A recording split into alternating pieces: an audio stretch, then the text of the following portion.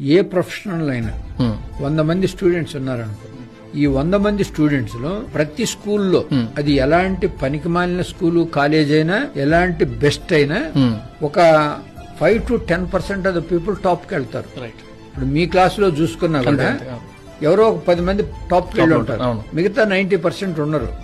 కానీ టీచర్ ఏమో సేమ్ అందరికి అదే స్కూల్, అదే లైబ్రరీ. కానీ ఇక్కడ డిఫరెన్స్ ఏంటంటే ఇండివిడ్యువల్. ఎవరికైతే ఆ అంబిషన్ ఉండి ఎలా చదవాలి ఇంట్రెస్ట్ ఉండి చదువుకున్నోళ్ళు చాలా పైకి వెళ్తున్నారు.